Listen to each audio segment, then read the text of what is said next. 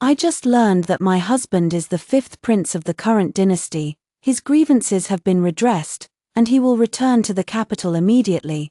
The one who came to pick him up was his fiancée, the legitimate daughter of the duke's mansion, Shitang. Only those on the imperial family's jade register are considered princess consorts. Our marriage doesn't count. Yua has waited for me for 2 years, and she is already greatly wronged to offer you the status of a noble concubine. He told me to pack up and return to Beijing with him in a few days. I don't want to go to Beijing, he said impatiently. Where else can you go without me? He doesn't know. Besides the capital, I have other places to go. My father sent me a border pass, allowing me to trade outside the border. From now on, the world is vast, and we'll part ways with mutual joy. I carried the baked cakes home. Xie Zhouxiao was just pushing the door open and coming out. The faded blue robe he used to wear had been replaced by brocade and silk, a jade crown holding his hair, exuding an air of pride and nobility. I just learned that he is the fifth prince of the dynasty, his grievances have been redressed, and the emperor has decreed that he be brought back to the capital. The one who came to receive him was his fiancée from the capital. I never knew. Standing behind him, Sang Yu was beautiful and dignified, tears swirling in her eyes. Xie Zhouxiao stepped forward. His voice clear and distant. Shi Tang, only those on the imperial register are considered princes consorts. Our marital status doesn't count. Yua has waited for me for 2 years. She's already demeaning herself by offering you the status of a noble concubine. Pack your things. You'll return to the capital with me in a few days. My gaze fell on their hands, intertwined. He was afraid of making Sang Yu feel wronged, and couldn't wait to show her off in front of everyone. His deep affection for Sang Yu, a perfect match of love and intention, such tenderness and affection, I had never received before. He turned his head, gathering the gentle light in his eyes, and when he looked at me, his eyes were filled with icy coldness, like the ice that refuses to melt in early spring. I was quiet for a long time before asking again, "Aren't we husband and wife?" His eyes flickered, his lips moved slightly, and after a long while, he uttered 2 words, "Not really." I nodded dully and asked, "Can I not go to the capital?" He was stunned for a moment, his brow furrowed slightly, a little impatient, and said, "Don't be ridiculous, you are a merchant's daughter, and being a concubine to a prince is already the biggest concession I've made. Without me, where else can you go?" I raised my head and said very softly, "Okay." Then he turned around and started to busy himself. It's the Ghost Festival this month, and not many people are out and about. So the baked cakes aren't selling well, and there are a lot left over. I need to store them carefully so I can sell them tomorrow. I lowered my head and started packing up my carrying pole. No one saw the tears on my face. Xie Zhouxiao said nonchalantly, "Don't bother packing. These baked wheaten cakes aren't anything special anyway. You don't have to eat them in the future." I turned a deaf ear and continued packing on my own. Underneath the box was the letter I picked up from the post office today. It was given to me by my father, who opened up trade routes between Daliang and the western regions and invited me to travel as a merchant with him. Along with the letter came a border pass. It's not like I have nowhere to go. I can go out to the border for trade, and from then on, the sky will be the limit, and we'll be happily separated. 2 years ago, I followed a caravan to Western Hune to sell salt and met Xie Zhouxiao on the road. The refugees had no house or land. He was mixed in with a group of refugees, staggering down the road, when he suddenly twisted his foot and fell into a ditch. No one cared. In the ditch, he was covered in knife wounds and his clothes were tattered. He clutched at my sleeve, his eyes full of hope. "Miss, save me." After washing my face clean, I was quite surprised. Xie Zhouxiao was actually a handsome young man. Even though I've traveled north and south with my father for many years, I've never seen anyone as handsome as him. I was stunned for a moment, my face instantly flushing red. Xie Zhouxiao told me that he was from the capital, a scholar. His family was implicated in a rebellion case. The entire clan was raided, and they became refugees. "Please save me, miss. I will surely repay your kindness." For him, I stopped in Shu, rented a courtyard, and took care of him meticulously. My neighbor says he's aloof and arrogant, and might not be grateful to me. I just smile. That day, I went out shopping and brought him a folding fan as a casual gesture. He slowly unfolded it, his eyes flashed, and he asked gently, "You're so kind to me, I don't know how to repay you." I joked, "Then why don't you marry me?" He said, "Okay, before the spring festival." He brazenly went to the market to set up a stall writing couplets, earned a small amount of money, and made a bronze hairpin for me. He even drew the design for the hairpin himself. He said he had nothing of value. No impressive betrothal gifts, only a hairpin to offer, to tie up 3,000 strands of hair just for me. I think I've found a treasure. I wrote a letter to my father, telling him that I had found a suitable husband and would no longer travel with the merchant caravan. From then on, I had a home and a husband. 3. Half a month ago, a young lady came to town, the direct daughter of the Duke's mansion in the capital, who traveled thousands of miles south to recuperate, as the town's novelty. I couldn't help but mention it at the dinner table. At that time, Xie Zhouxiao looked indifferent and didn't respond, only saying, "One should not talk while eating or sleeping." He was always sparing with his words towards me. But one day, as I returned home at dusk, under the shade of the willows, I saw that girl weeping. Xie Zhouxiao pulled her into his arms. A surge of hot blood rushed to my head. What was I thinking at that moment? I should have been like Xiao Niang, the fruit seller next door, who, knowing her husband was philandering, grabbed a fire poker and went to confront him. But two women tearing and scratching at each other is just too unsightly. I calmed down. Perhaps I misunderstood. If it wasn't a misunderstanding, I also thought with wishful thinking. Even if Xie Zhouxiao is exceptionally talented, he's just a displaced person. That young lady is from a noble family. Even if there's some romance and ambiguity between them, they definitely won't end up together. Yes. That's right. Miss Sang rarely left her chambers, and I never saw Xie Zhouxiao meeting with her again, until one day, it was my birthday, and I made a point of closing my stall early so I could go home and celebrate. The night before, I found a new hair stick placed under my pillow. I went home filled with joy. Xie Zhouxiao, however, gave me a cotton handkerchief, his expression as indifferent as ever. "You make baked cakes. Your hands get greasy easily. This will come in handy. I'm short on money, and I don't have anything else good." And the hairpin I had been longing for appeared on Miss Sang's bun the next day. She came to buy baked cakes. The willow, delicate as the breeze, said, "I really envy you." Those around her heard it and were baffled. But in that instant, I understood. A wave of sour, bitter feelings welled up within me. She left with red eyes. At night, Xie Zhouxiao returned with red eyes. He was very drunk. When I went to support him, he pushed me away with a flick of his sleeve. I fell to the ground, watching him, staggering and fumbling around until he found a folding fan in the chest. He treated that folding fan as me, filled with resentment, and vented it all out under the influence of alcohol. "Mu Shitang, it is you who are shameless, demanding repayment of a debt of gratitude, forcing me to marry you. If it weren't for you, I would have preferred to die in a ditch rather than be this ungrateful and heartless hypocrite." Xie Zhouxiao, who was usually so cold and detached, had tears in his eyes. I was the one who let her down. I was the one who hurt her. She shouldn't have waited for me. His tone was full of resentment.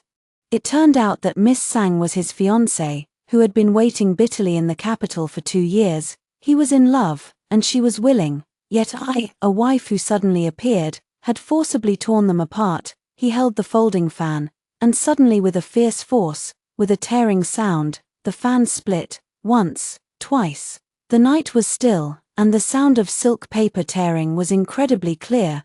Something in the depths of my heart shattered as well.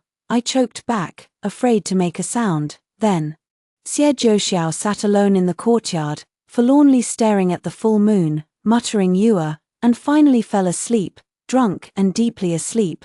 I stood blankly under the eaves, my eyes unable to hold back any more tears, which rolled down my cheeks. The mountain wind was cold, chilling me to the bone. Xie Zhouxiao remembers nothing after getting drunk, but he saw the folding fan on the ground that he had torn to pieces. Then, as if nothing had happened, he quietly picked it up and put it back in the box. He didn't ask me anything, I didn't mention anything, but we both knew that some things were already different. For, half a month later, a group of solemn-looking guards appeared. a sea of heads, surrounding my courtyard until not a drop of water could escape. They respectfully welcomed the fifth prince back to the capital. At the front of the crowd was Sangyu, her eyes shimmering with tears. Yesterday, they could only meet in secret. Afraid that Sangyu would get a bad reputation, today, they can finally be open and aboveboard, showing themselves in public. Simply because Sangyu and Xie Zhouxiao are still engaged, she is the future fifth prince's consort, and I am just an unbetrothed, uninvited country wife. After Xie Zhouxiao finished speaking, he turned and walked out the door, directing a group of guards to set up 2 tents in the courtyard.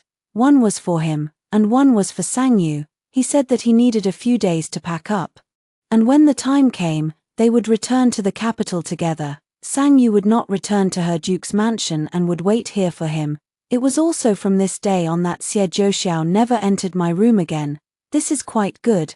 Then he won't know that I'm writing to father. In 5 days, I will leave the city. It will only take half a month to reach West Pass and meet him. I put down the pen and tucked the letter into my sleeve. At this moment, Xie Zhouxiao walked in with a face.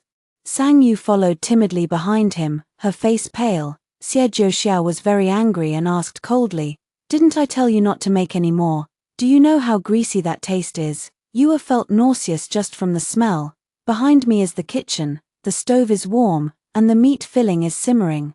The aroma of meat spreading far and wide. When I saved him, the first meal was baked wheat cake. There was a light in his eyes, and he said it was the best delicacy he had ever eaten.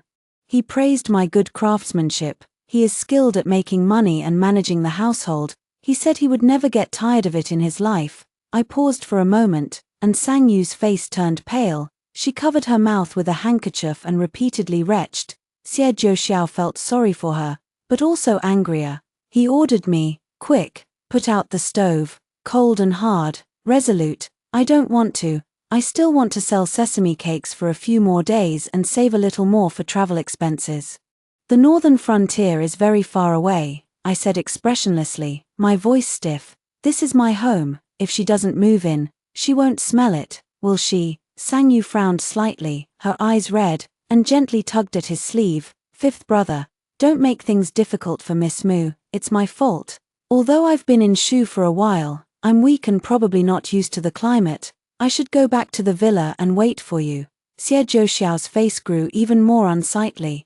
"She has no right to drive you away. Can't I even protect you from something this small?" Sangyu's eyes flickered, and she lowered her head shyly, blushing at his understated protection of her.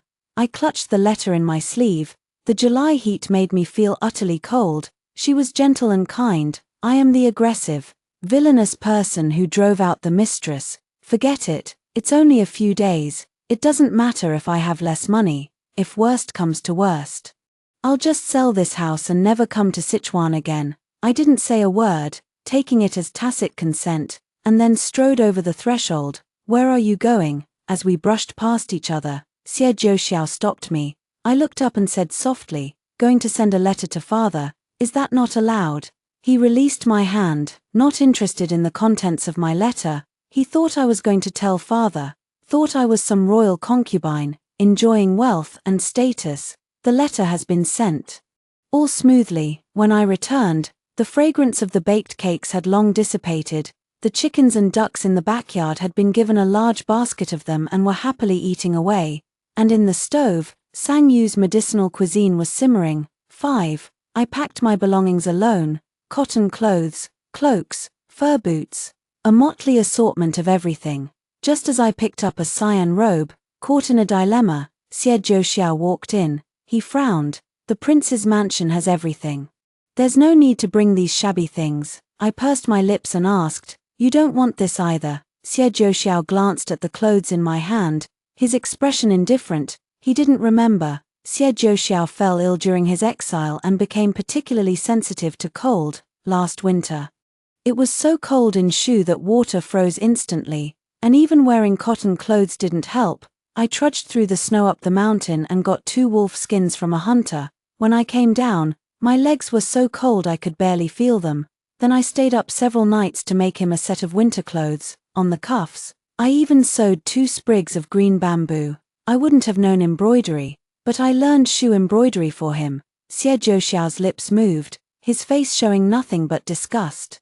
I smiled and put the clothes aside. At this moment, Sang Yu came over, her voice like a nightingale. Fifth brother, look, this is the silk from Jiangnan's tribute. Help me see which color is the prettiest. This material is light, thin, and soft. It's quite rare. Sang Yu gracefully stepped in. Now, without having to smell the baked sesame seed cakes, her complexion had also become rosy. Standing beside Xie Zhouxiao, she was like a delicate flower. She noticed my expression and timidly fell silent. She asked timidly, "Fifth brother, am I here at a bad time?" Having said that, she glanced at the man's clothes spread out on the table and explained, "Miss Mu may not know this, but there are fixed regulations for the clothing of princes. Not just any clothes can be worn casually. Wearing these outside might invite ridicule and embarrass fifth brother." My eyes flickered, and I looked out the window.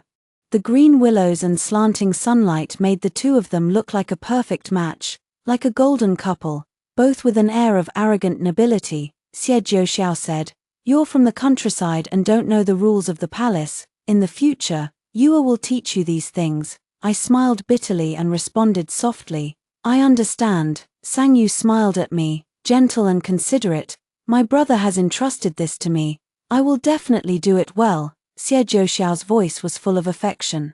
"Then I'll have to trouble you." After they left, I rummaged through Xie Zhouxiao's clothes, personal belongings, stationery, and everything else, sorted them out, and packed them into boxes. If he doesn't want them, so be it. I can still sell them for some travel money. 6. Please inform the fifth prince. Does he still want these things? I unfolded the items in the cloth package one by one. Xie Zhouxiao is a prince, with many rules and regulations. To see him now, one must first give notice. The guard glanced lazily, entered Xie Zhouxiao's tent, and came out in less than the time it takes to brew a cup of tea. He said, "The fifth prince said, he doesn't want the things. Miss can dispose of them as she pleases." I nodded slightly. He didn't even look at it. Without hesitation, I took the donkey cart and, within half a day, sold everything to the pawn shop.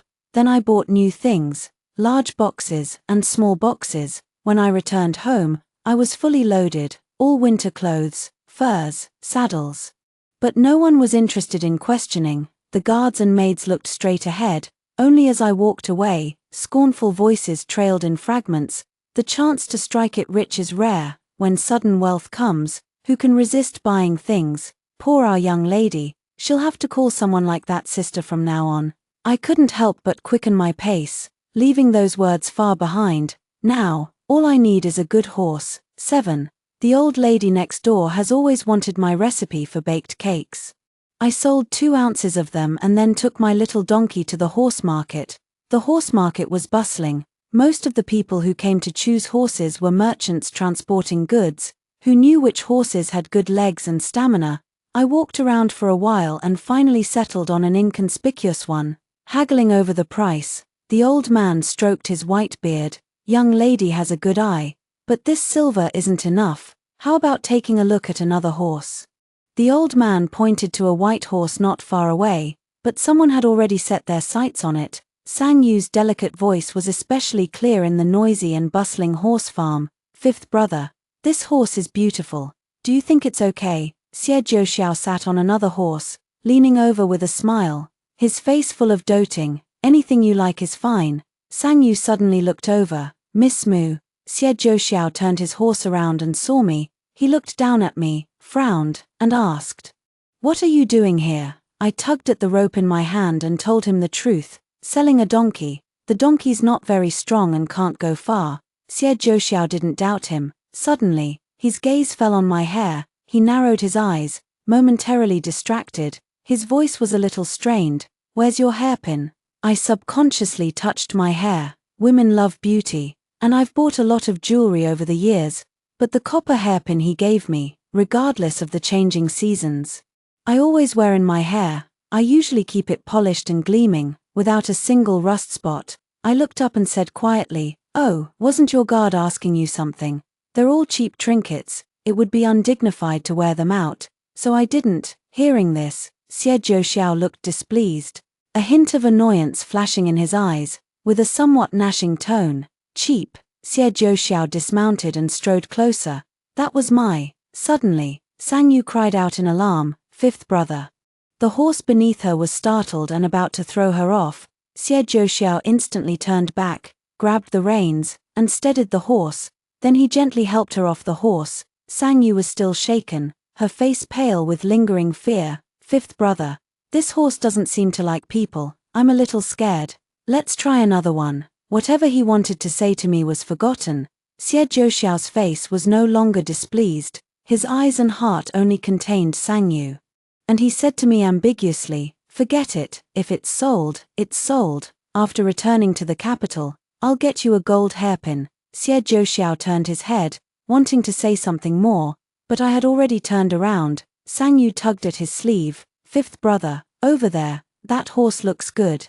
Didn't you say you'd teach me to ride? I've been waiting for you for 2 years. You have to teach me these next few days." Xie Zhouxiao then regained his senses and withdrew his gaze. After they walked away, I turned to the old man. "Is the silver, plus my donkey, enough to buy that horse?" The owner looked at me, then at the donkey, and nodded, saying it was enough. They were buying a horse to leisurely travel to the capital. I'm buying a horse to go to Shiguan. 8. In the 2 days before leaving the capital, the little maidservant who served me watched me pack and couldn't help but mutter, "Miss, you sold off a batch of old things and bought a new batch. But I don't see any difference from before. The styles and materials are all shabby." I doubt the fifth prince will even notice. She was straightforward and didn't mean to belittle me. I lowered my eyes and remained silent, only tidying things up earnestly.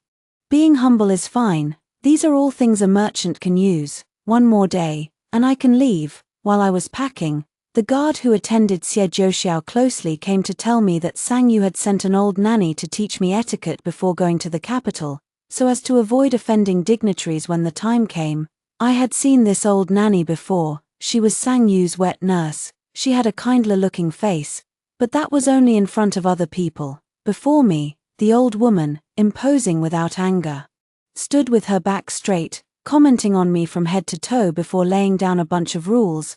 Then, she made me learn, one bowl after another, balanced on my head, shattered. Only then did the old woman finally realize that I didn't want to learn. That bit of patience and minuscule respect vanished, and she glared, scolding. "This old servant is also an acquaintance of Consort Rong. If Consort Rong were to teach these rules, she wouldn't be as easygoing as I am. This old servant has only taught daughters of noble families, never a country bumpkin. You are the fifth prince's concubine. Any dissatisfaction you have, you must endure." Endure? I endured Xie Zhouxiao's 2 years of indifference, endured him demoting me from wife to concubine. I have a choice. "Why should I endure it?" I replied nonchalantly. "I haven't entered the manor yet, so I can't be considered his concubine. I'll learn these rules later. Whether or not I'll be there at that time is hard to say." I left my old nanny speechless and infuriated. In less than half a day, all the guards and servant girls in my little courtyard knew that I was rebellious and contradicted the duke's family elders. I stood my ground, unmoved, until Xie Zhouxiao came to find me. Full of bluster, his face was dark as he said in a low voice, "Mu Shitang, can you be more sensible and stop making trouble for me?" I raised my neck, not quite understanding his meaning, my face a blank. These past few days, I've done whatever he said, never once disobeying him. What else is he dissatisfied with? Sang Yu peeked out from behind him, her eyes like the first rain on apricot blossoms, filled with grievance, and said, "Miss Mu, Granny Gui is my wet nurse and has served in the Duke's mansion for many years. She also taught me my manners. I just want you to leave a good impression on the Empress. I didn't mean to make things difficult for you on purpose." Sang Yu stepped forward delicately, acting like a close friend, intending to take my hand, but I instinctively avoided it. A look of hurt flashed across her face, and tears streamed down. Xie Zhouxiao's anger flared up instantly, and he said in a deep voice, "Someone, take Miss Sang back first." He coaxed Sang Yu away with gentle words. When no one was around, Xie Zhouxiao suddenly stepped forward, grabbed my wrist, and asked sternly, "What does that sentence mean?" "What sentence?" "What do you mean by you won't be there when the time comes, if you don't follow me? Where else can you go? We have already kowtowed." The words were on the tip of his tongue, but he stopped himself. He was certain that I had nowhere else to go but to follow him.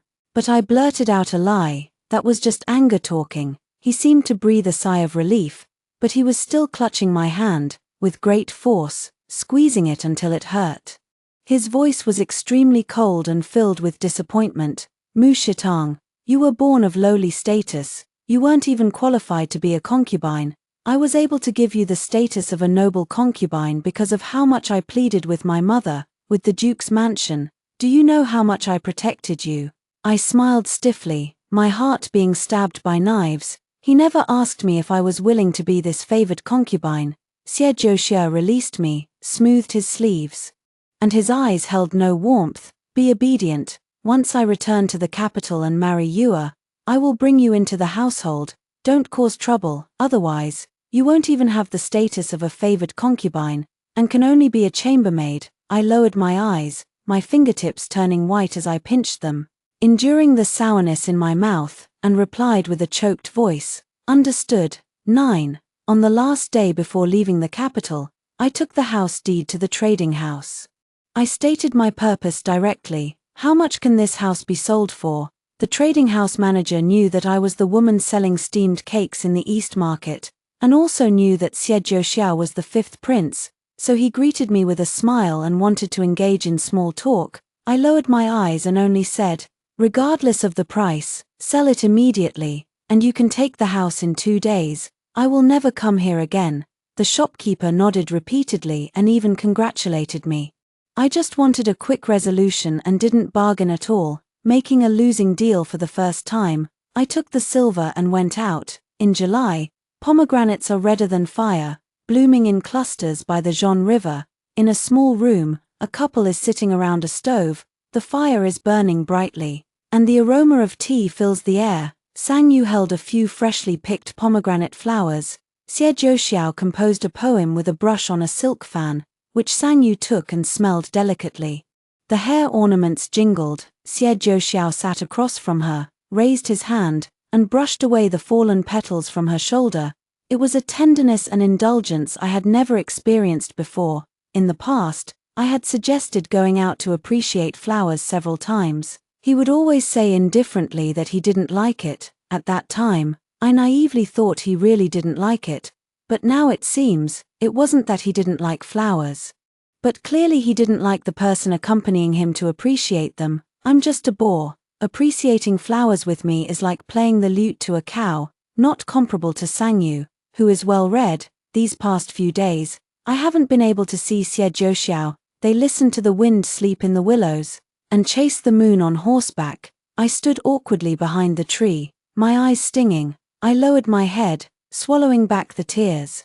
Xie Zhouxiao paused with the cup in his hand and glanced in my direction. I quickly averted my gaze, pretending I hadn't seen anything. Tourists thronged, and I was just one of many, unremarkable. "Fifth brother." Sang Yu called him sweetly. Xie Zhouxiao also pretended not to notice me. 10. The day we set off was a beautiful day. It also happened to coincide with the temple fair. It was very lively, but the liveliness had nothing to do with me.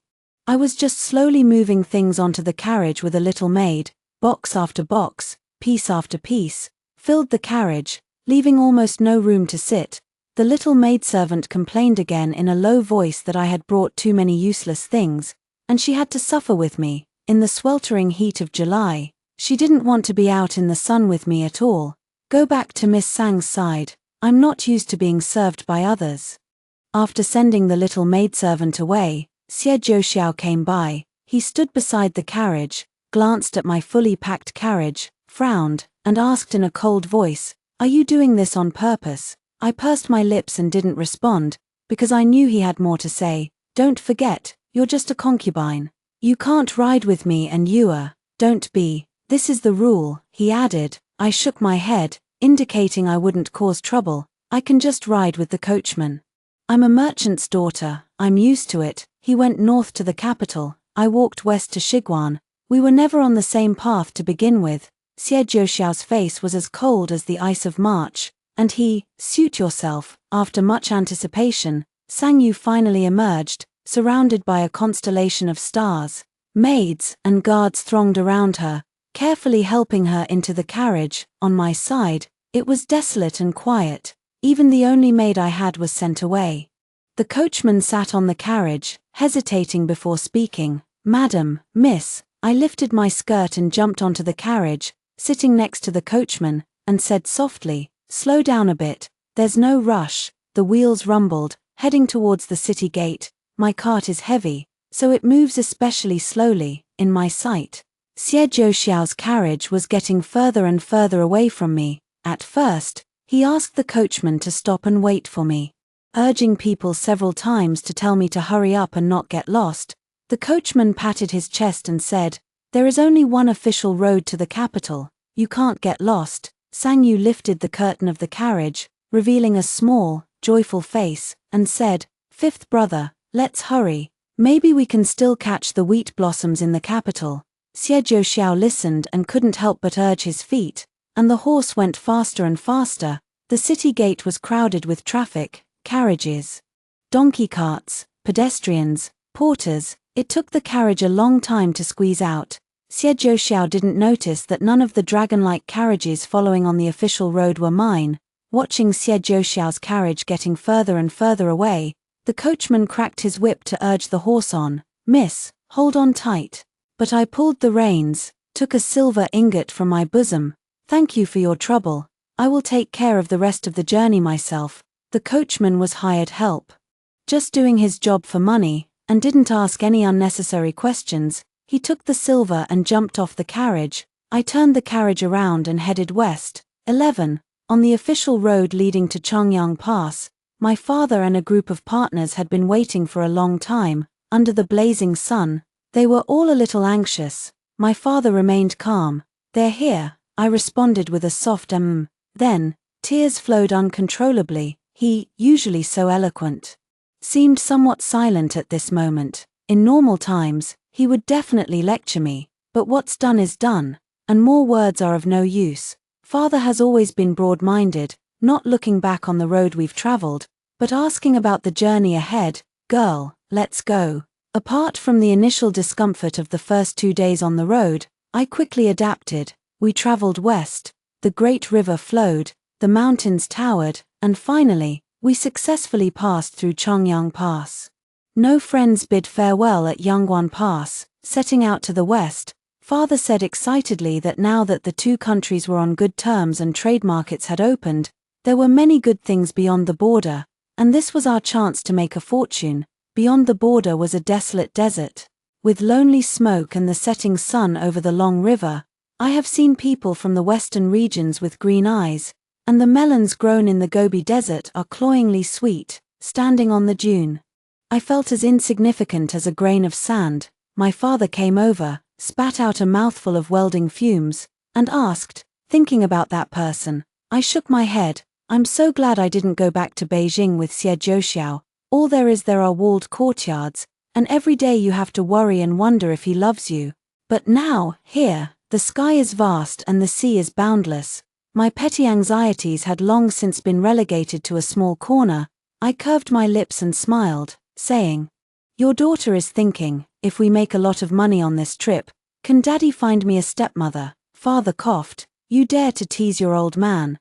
But my father said that buying me a husband was something worth considering. I remained non-committal. 12. The first day of setting off for the capital. The night fire was waning. Xie Zhouxiao stood in front of the inn, helping Sang Yu down from the carriage. After that, he hesitated for a moment, then turned to the carriage behind. These days, he had been cold to Mu Shitang, and his words were a bit harsh. That woman is very thoughtful. She might still be angry with him now. He didn't want to be like that. But Sang Yu was here. She was his fiancée, and he had to consider her. Shi Tang, we're at the inn. Let's make do here for the night. Xie Zhouxiao knocked on the wooden board of the carriage. A man came down. Xie Zhouxiao suddenly realized that the coachman wasn't the one he hired, and the carriage wasn't Mu Shitang's either. Xie Zhouxiao stared at the ruts on the ground, feeling somewhat panicked. One carriage after another passed by, and so, he stood at the entrance, watching each one pass, but none of them was my carriage. Anxiety grew stronger in his heart. I told her not to bring so much stuff, but she insisted. I told her I'd buy her things when we got to the capital. It wouldn't have slowed us down so much. Xie Zhouxiao began pacing back and forth. This sounded like a soliloquy, yet also like a complaint to the maidservant beside her. The maidservant lowered her head timidly, not daring to speak. Sang Yu emerged from the inn, looking somewhat displeased. She glanced at the old nanny beside her. The old nanny stepped forward slowly. Fifth Prince, this old servant knows you're concerned about Miss Mu, but she is, after all, just a concubine. It's improper for you to wait for her at the door. If word gets back, I'm afraid people will make an issue of it. Forgive this old servant's bluntness, but your position is not yet secure, and you should prioritize the bigger picture. Sang Yu thoughtfully asked, should we send someone to look for her? Xie Zhouxiao took a breath, her expression softened. She coldly dropped a sentence, she's just a concubine, can't let her get too presumptuous. Otherwise, if she rides over your head in the future, it will be my fault. Sang Yu curved her lips. The next day, Xie Zhouxiao slowed his pace. Intentionally or unintentionally, at night, they camped by the official road, and Xie Zhouxiao craned his neck, looking back. Silence and solitude reigned, the starlight faint. He didn't see her. Xie Zhouxiao's expression gradually turned cold, and he finally spoke slowly, someone, go find them. Each word seemed to be squeezed out from between his teeth. Xie Zhouxiao's order was to search along the official road and small paths all the way back to Pingliang town, at full speed. The guards were efficient and returned to report within a day. Miss Mu is gone. 13. Gone. What does that mean? Those two short words hit Xie Zhouxiao like a blow, making it hard to breathe. He panicked instantly, his body swayed, and he almost lost his balance. What trick is she playing now? He muttered to himself. Staring at the guard, he gripped the hilt of his sword tightly, his fingers aching. The guard trembled as he handed over a letter. That was what I left for the stableman. If someone comes looking for it, give them the letter. If not, burn it and throw it away. It's all the same. Xie Zhouxiao took the letter with a trembling hand. Read 10 lines at a glance. There were water stains on the letter, drops and spots, smudging in several places, making it look unsightly, but it didn't affect readability. Because I didn't have much to say, it started with a poem, bright as the snow on the mountain, radiant as the moon among the clouds. I heard you have had a change of heart, so I came to bid you farewell. I won't use flowery language or show off my knowledge, since my name isn't on the official marriage registry, and we're not considered a proper married couple. I won't be going to the capital. If I had known you had a fiancé back then, I would never have gotten involved with you. From now on, may the mountains be high and the rivers long, may we marry and have nothing to do with each other. A thin letter, with only a few words. Xie Zhouxiao read it word by word. His heart suddenly felt empty. A tiny twig was secretly poking his heart, a subtle, prickling, and piercing pain. He didn't believe it and snatched the reins from the guard. Leaping onto the horse, Sang Yu stumbled out of the carriage, chased after him, and blocked his path. Fifth brother, we can't delay any longer. The imperial decree to appoint you as king is waiting in the capital. Also, there's the imperial decree for our official betrothal. She clutched at a corner of Xie Zhouxiao's robe. Sang Yu said tearfully, Fifth brother, isn't it a good thing she's gone? Miss Mu wants to help us. Her eyes were bloodshot. Watching the corner of the garment in her hand being pulled back bit by bit, the white horse galloped away. Sang Yu stumbled as she ran, falling hard. Fifth brother, her heart was breaking. Fifth brother, don't leave me behind. But Xie Zhouxiao couldn't hear anything. A group of guards also jumped on their horses and gave chase. Xie Zhouxiao galloped wildly under the moonlight. His hair crown was disheveled, and his sleeves were snagged and torn by branches. But he didn't care. He chased for 2 miles. But the Luo River blocked his path. The Luo River was treacherous, and crossing the bridge at night was forbidden. The Luo River surged, with angry waves roaring. He gazed at the long road behind him, the reins in his hand clutched until they ached. Shitong. Mu Shitong was a merchant woman, never staying in one place, trading everywhere. Now that she was gone, across the vast world, he had no idea where to even begin looking for her. Suddenly, it started to rain. A drizzle at first, it beat against his face, mingling with his tears.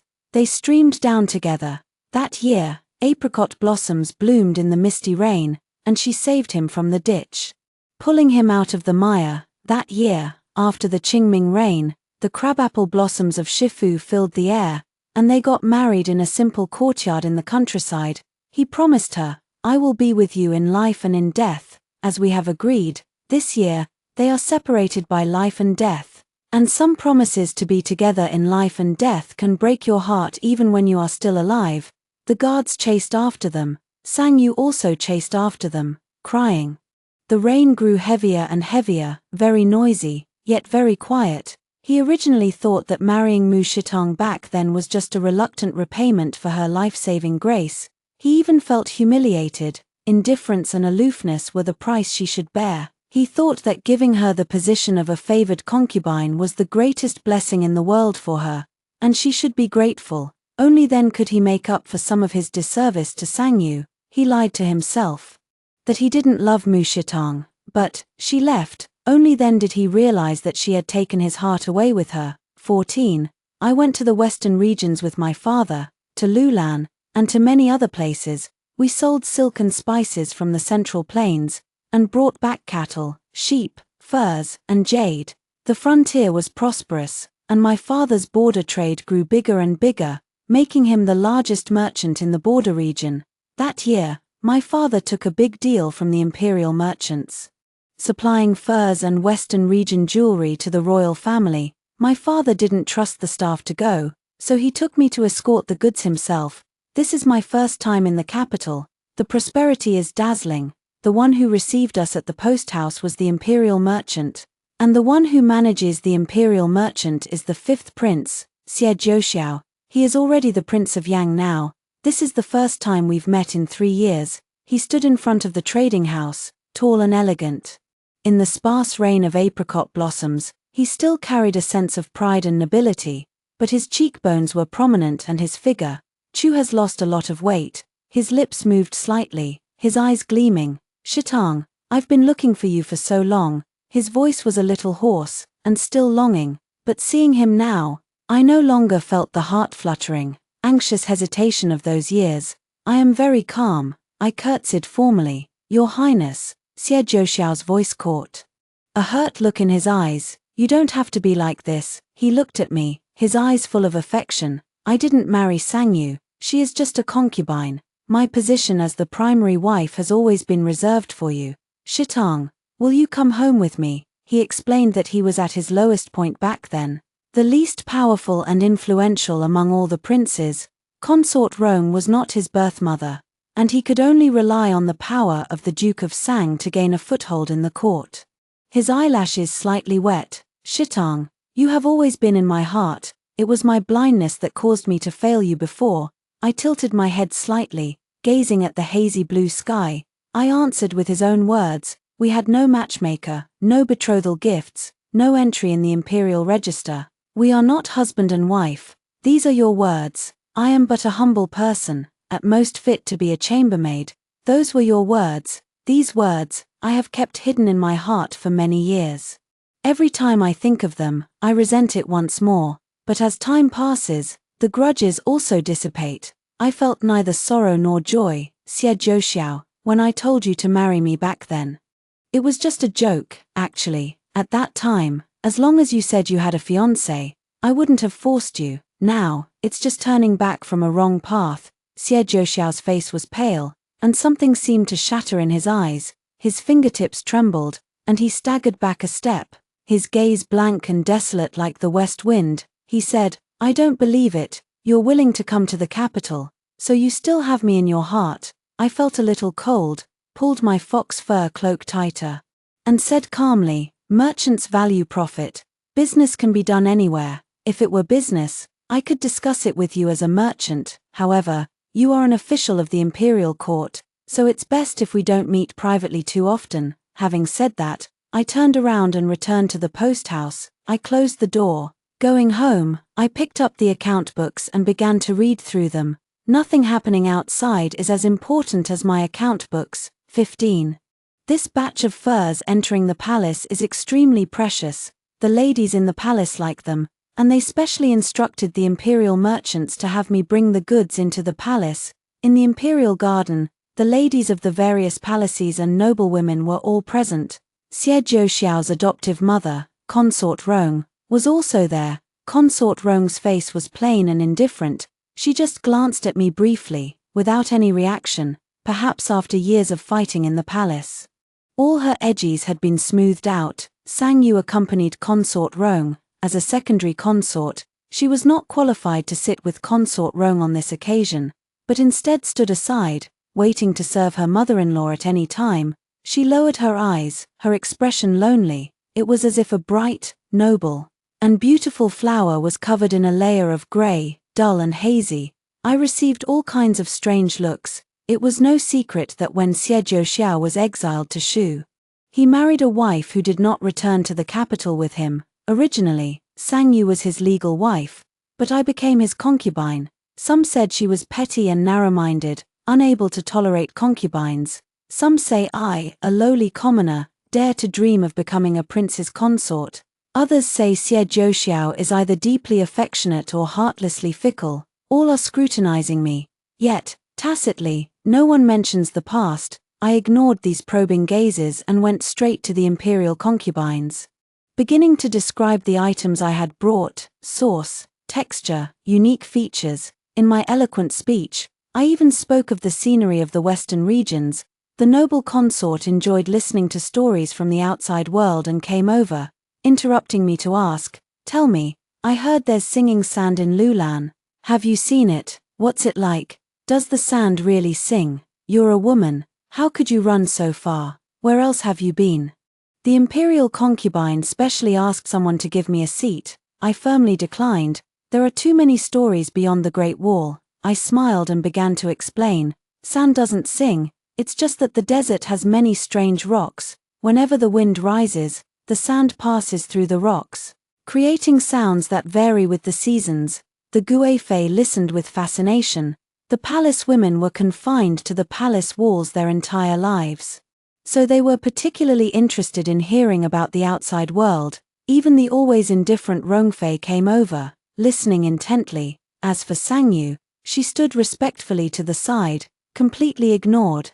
It wasn't until the palace servants reminded them that the palace gates were about to close that everyone dispersed. From beginning to end, Consort Rong never made things difficult for me. Only when leaving, she called me aside and said softly, "You are luckier than I am. You chose the right path." 16. I left the palace with Sang Yu. She blocked my way, filled with resentment. "Why is it that you can make mother happy with just a few words? No matter what I do, she's never happy." I smiled helplessly and said, "I'm a businessman, always with a smile on my face. I say whatever the customers want to hear. That's all, it doesn't mean anything else." She bit her cheek, her eyes reddened, and she said resentfully, "You clearly left. So why did you come back to provoke Xie Jiuxiao? It's all your fault. I should be his wife." Sang Yu was unrelenting, venting her resentment with a bellyful of grievances, blaming me for forcing Xie Jiuxiao to marry me by taking advantage of his gratitude. Back then, I became the stumbling block between them, a thorn in their side. Even more, blaming me for leaving for a foreign land, digging out his heart, and since then, tossing and turning, yearning for love but never obtaining it. He used to neglect me, now he neglects her. Tears welled up in Sang Yu's eyes. I just like him. Was I wrong? I wrapped my sleeves around myself and said helplessly, "You're blaming the wrong person. Your engagement was never broken. He kept silent back then. He deceived me, and he deceived you." Sang Yu stopped crying, stunned in place. "He used me to get a foothold. Later, he used you to gain a firm foothold in the capital." I lowered my eyes. I saw it clearly. That's why I left. Under Sang Yu's blank gaze, I boarded the carriage. 17. Xie Jiuxiao came to me several times. I had my maidservant turn him down each time. The maidservant didn't dare offend the prince, and still accepted a sprig of plum blossoms, placing them on my desk, and timidly said, "Prince Yang said, the plum blossoms in the suburbs of the capital are in full bloom, inviting Miss to see them, and he will not leave until he sees you." I glanced at it. There are no more ripples in my heart, that day. Xie Zhouxiao stood alone in the wind, waiting for a long time. The wind blew the flowers down, blurring his eyes, turning them bloodshot, from the bright daylight, until the sun set in the west. He won't wait for me. This business deal in the capital went well, earning a large sum of money. Before leaving the capital, I was busy purchasing various items that could be sold for a good price beyond the border. I came back from outside and collapsed exhausted in the chair. At this moment, the maid brought over a delicate box, head lowered, with an embarrassed smile. "Miss, this was sent by Prince Yang." This servant dared not disobey, so I accepted it first. I opened the box. I thought it would be something valuable, but it was just a bronze hairpin. It's the same style as the one he gave me before. Now, this hairpin is being carefully placed in a lacquered box. Xie Zhouxiao sent me many things, but I had them all returned. This hairpin was no exception. The day before leaving the capital, Sang Yu came to find me. The palm print on her face was clear and horrifying. The reason was that after she learned that Xie Zhouxiao was doing everything to please me, her grievances and complaints suddenly erupted. They had a big fight, and Xie Zhouxiao hit her in a moment of agitation. Then, Xie Zhouxiao began to neglect her day after day. Tears rolled out of her eyes, drop by drop. Sang Yu choked, her tone more humble than ever before. "It was my fault before, now I've tasted the bitterness. Miss Mu, I'll give you the position of principal wife. I won't compete with you for his affections anymore. Please stay." I looked at her and suddenly felt a little ridiculous. "Did he send you to plead for him?" Caught in the act, Sang Yu looked desolate, nodding with a mix of bitterness and resignation, tears falling even harder. I sighed. "The cheaper your affection is, the more he will trample on it. Miss Sang, you were originally the legitimate daughter of the duchy, the girl so many young men in the capital longed to marry. You shouldn't have come to ask me." Sang Yu was stunned, then covered her face and wept bitterly. 18. The day I left the capital, Xie Zhouxiao came. He rode on his horse, his face unable to conceal his excitement. He knelt before the emperor, kneeling for a day and a night. Even willing to exchange his throne for an imperial decree of marriage, to marry me, a commoner, as his rightful wife. Xie Zhouxiao carefully presented the imperial decree to me.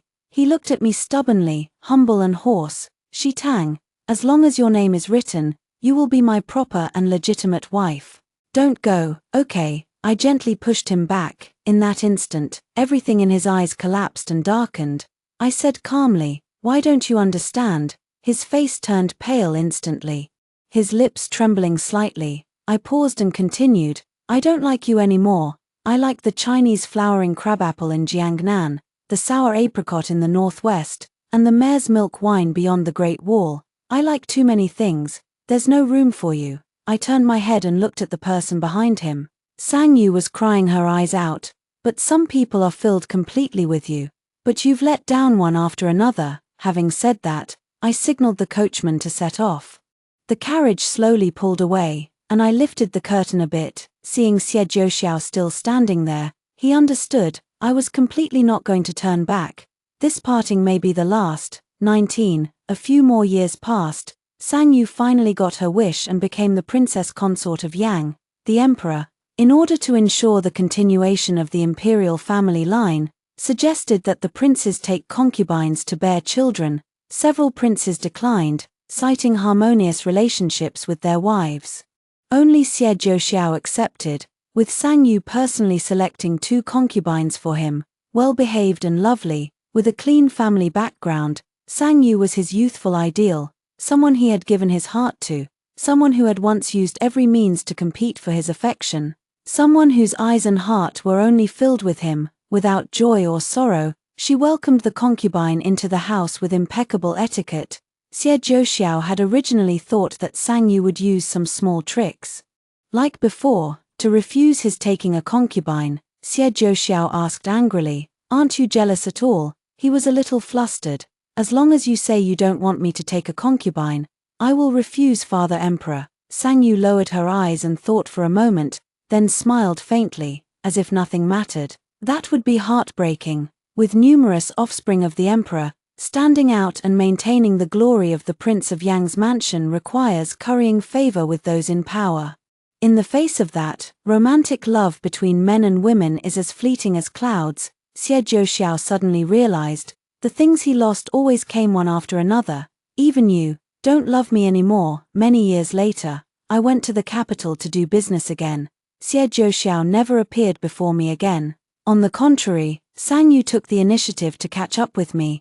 The autumn wind rustled, lifting a corner of her dress, showing her grace and luxury. A faint smile hung on her face, hiding composure and ambition. Now, she was the most favored of the emperor's many daughters-in-law, intelligent, appropriate, and steady in her actions.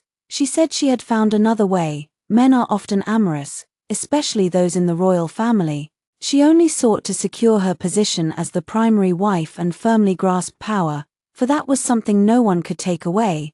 As for Xie Zhouxiao, he was essentially an amorous young man, mediocre and indecisive in political affairs.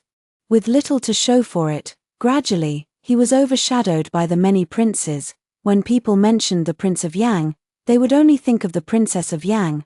I picked up the teacup, took a light sip, and we smiled at each other. Completed.